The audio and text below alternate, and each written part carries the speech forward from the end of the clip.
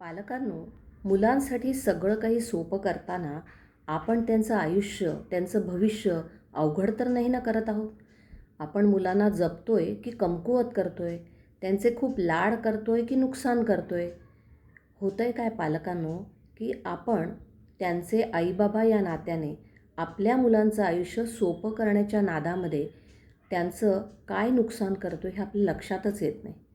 आपल्याला सारखं असं वाटत असतं, आपलं मन अशी इच्छा करत असतं, की ज्या पद्धतीचं आयुष्य मला मिळालं त्यापेक्षा खूप चांगलं आयुष्य माझ्या मुलाला मिळावं. किंबहुना मी जे कष्ट भोगले, मी जो त्रास भोगला, तो माझ्या मुलाने भोगू नये किंवा त्याला ते भोगावं लागू नये म्हणून तुम्ही चक्क धडपडत असता. कारण तुम्हाला त्यांच्याविषयी प्रेम वाटत असतं, काळजी वाटत असते, सुरक्षितता हवी असते.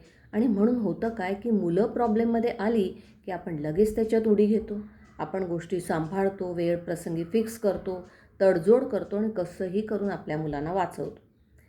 नेहमी त्यांचा मार्ग आपण स्मूथ करत असतो. आपल्याला जाणीवही नसते की आपण काय करतोय.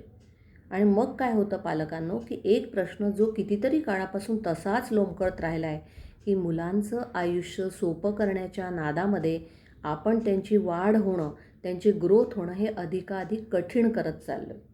आजच्या काळामध्ये तुमची मुलं विविध प्रकारच्या संधींमध्ये, ऑपॉर्च्युनिटीमध्ये, सपोर्टमध्ये आणि वेगवेगळ्या रचनेत वाढत आहेत.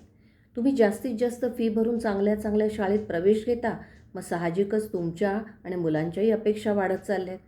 पण यातून होतं आहे काय, की मुलांची सहनशक्ती कमी होते. त्यांना फ्रस्ट्रेशन आलं तर ते स्वतःला सांभाळू शकत नाहीत.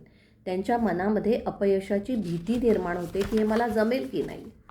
मग मुलांना असं वाटायला लागतं, की स्वतंत्रपणे मी काही करू शकत नाही, ते मला बहुतेक जमणार नाही. जेव्हा गोष्टी कठीण व्हायला लागतात तर मुलं पटकन गिवअप करतात, माघार घेतात. त्यांच्यात क्षमता नसते म्हणून नाही, तर त्यांना स्वतःच्या क्षमता सिद्ध करण्यासाठी, संघर्ष करण्यासाठी पुरेशी संधीच आपण देत नाही. मुलांनी स्ट्रगल करणं, संघर्ष करणं हे खूप आवश्यक आहे. कारण कोणत्याही मुलाची वाढ ही कम्फर्ट झोनमध्ये फार काळ होत नाही. मुलांना जर असं वाटायला लागलं, की हे काम माझ्याच्याने होणार नाही किंवा मुलांनी जर प्रयत्नच केले नाही किंवा ते जबाबदारी दुसऱ्यांवर ढकलत राहिले, तर त्यांची ग्रोथ होणार कशी? तेव्हा मुलांना आपण अशा संधी दिल्या पाहिजेत. मग काय करायला हवं आहे पालकांनो? तर जर मुलांना तुमची मदत हवी असेल तर ते मागतील. आपण काय करतो आणि आपण काय करायला हवे ते आज सांगणार आहे. की मी हे करतो हं तुझ्यासाठी, असं म्हणण्यापेक्षा तू काय करणार आहेस? तुझा काय प्लॅन आहे? काय ठरवलेस? असं विचारा. मुलगा जर घरी वही विसरला तर आपण लगेच फोन करून सांगतो की मी वही घेऊन शाळेत येते. त्या दिवशी कदाचित ते करायला हरकत नाही, पण नंतर मात्र तुम्ही त्याला असं सांगा की जर पुन्हा अशी परिस्थिती निर्माण झाली तर कोणत्या वेगळ्या पद्धतीने तू हे लक्षात ठेवणार आहेस. मुळामध्ये आपण मुलांच्या रोजच्या रुटीनची ओनरशिप, त्याची जबाबदारी मुलांना द्यायलाच हवी आहे. थोड्या चुका होऊ देत, थोडी शिक्षा होऊ देत, थोडं त्यांना पण त्रास होऊ देत, कारण त्याच्याशिवाय त्यांना कळणार नाही आहे. एखादी गोष्ट चुकीची झाली की लगेच त्याच्यात उडी घेण्यापेक्षा थोडा पॉज घेऊया. मुलांना प्रॉब्लेम सॉल्व्ह करण्याची पण संधी देऊयात. असं केल्याने काय होईल, तर आपली मुलं ही कम्फर्टेबल करण्याच्या नादामध्ये आपण त्यांचं भविष्य नादुरुस्त करतोय. तर त्यांना कम्फर्टेबल होण्याऐवजी पॉवरफुल होऊ देऊया. मुलांच्या हातून जर काही चुका होत असतील तर त्याची जाणीव मुलांना खूप करून देण्याची गरज आहे. अति आठवण मात्र अजिबात करू नका, कारण त्यामुळे रिस्पॉन्सिबिलिटी येत नाही. मुलांनी जर प्रयत्न केले तर जरूर कौतुक करा. त्यांच्या प्रश्न सोडवण्याचं, त्यांच्या सातत्याचं कौतुक करा.